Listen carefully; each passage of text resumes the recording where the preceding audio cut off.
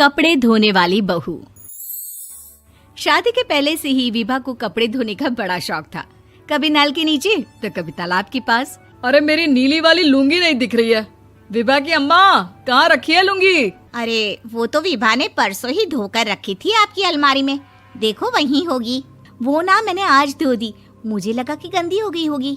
अरे कैसे गंदी हो गई थी, उसे तो मैंने पहना भी नहीं। हे भगवान, इस लड़की के कपड़े धोने की आदत से परेशान हो गया हूँ मैं। जितना तो घर में राशन नहीं आता, उससे कहीं ज्यादा डिटर्जेंट पाउडर का खर्चा है। इसकी शादी करवा दो, शादी जाए अपने घर में ही करे काम, फिर चाहे घर के कपड़े धोने हो या पूरे गांव के। हाँ ठीक बोल रही हूँ, देखता हूँ मैं कोई लड़का। वो दिन भी आ जाता है जब विभा को देखने लड़के वाले आ जाते हैं। लड़की मुझे अच्छी लगी। होने वाली सास कहती है, बेटी अगर कुछ पूछना है तो पूछ लो।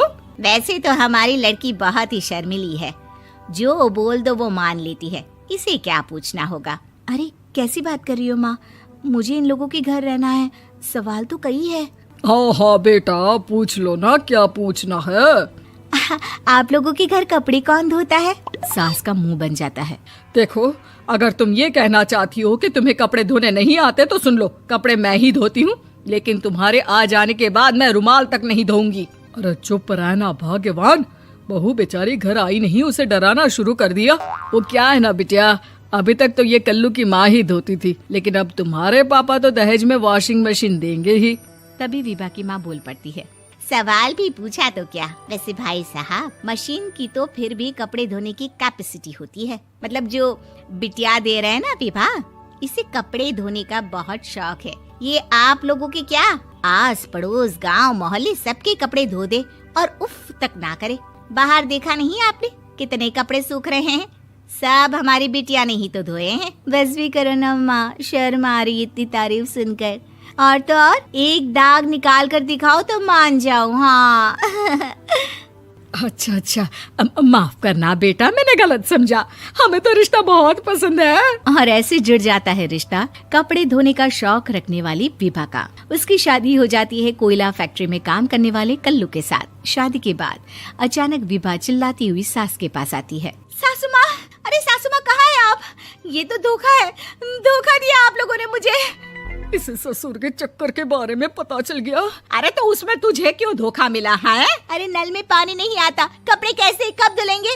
अच्छा, तू पानी नहीं आ रहा उसकी बात कर रही है। तो आपने क्या सोचा? कुछ नहीं। अच्छा, तेरी माँ ने कहा था कि कपड़े धोने का शौक है तुझे, याद आया मुझे। शौक बोलकर कपड़े धोने वाले मेरे जुनून को कम ना आके सासू माँ, कपड़ा धोना मेरा गुरूर है। तभी पति भी वहाँ आ जाता है। अभी मैंने इसे सनी देओल की फिल्म दिखाई है, उसी के डायलॉग मार रही है माँ। अच्छा सुन, साफ साफ बता रही हूँ, पानी सुबह 4 से 6 और शाम को 10 से 12 आता है, समझी? विभा टाइमिंग सुनकर हैरान हो जाती है। ये क्या भूतों का मोहल्ला है? सुबह 4 बजे उठकर कौन कपड़े धोता है? 4 बजे टंकी में पानी जाता है, फिर सारा दिन धोना ना, किसने मना किया?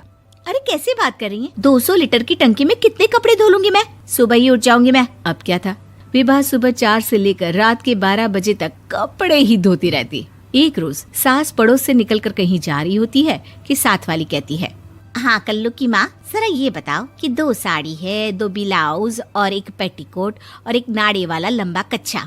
हाँ तो? अरे तो क्या, कितना लोगी धुलाई ये बताओ। धोबन दिख रहे हैं हम क्या? हमारे पति सरकारी नौकरी से अभी रिटायर हुए हैं और बेटा सुपरवाइजर है कोयला फैक्ट्री में। धोबन समझ रखा है हमें? हाय रे कल्लू की अम्मा, माफ कर दो, वो तो मोहल्ले में यही सब बता रहे थे कि तुमने बहू को कपड़ा धुलवाने के काम में लगा दिया है। सास को पड़ोसन की बात सुनकर गुस्सा आ जाता है। वो घर पहुंचती है जहां घर के बाहर ही इतने सारे कपड़े सूख रहे होते हैं जितने कि किसी धोबन के घर पर। अरे ओ कल्लू की दुल्हन, बाहर निकल। माँ जी यहीं आ जाओ, बाथरूम में चादर धो रहे हैं हम। अरे अभी हम धोते हैं, तुमको बाहर निकलो। ये आस पड़ोस वाले बोल रहे हैं कि हम बहू से कपड़े धुलवा कर उसे कपड़ा धोने वाली बना दिए हैं। अरे छोड़ो ना माँ जी, किन लोगों की बातों में आती हो? आस पास के लोगों का तो काम ही होता है कि वो किसी तरह सास बहू को लड़ा दे। बहू सारे घर के कपड़े धोती है, ये क्या कम है? बोलिए। सास को भी लग जाता है कि वो बहू का ये सनकीपन नहीं छुड़वा सकती, इससे अच्छा है कि खुद ही चुप हो जाए। एक रोज सास और बहू मंदिर जाते हैं, जहाँ सास की साड़ी वहाँ खड़ी भीख मांगने वाली से मिलती है। माँ जी क्या बात है, आपकी साड़ी उस भिखारन से कितनी मिल रही है ना? हाँ हाँ देखो तो दोनों की साड़ी मिल रही है। क्या बात है कल्लू की अम्मा, तुम खुद को तो अफसर की बीवी बताती हो और ऐसी सिंपल सी प्लेन साड़ी पहनकर घूमती हो। सिंपल और प्लेन नहीं है ये साड़ी। तो क्या सोने के धागे से फूल बने हैं? कुछ भी सासू माँ, कुछ भी।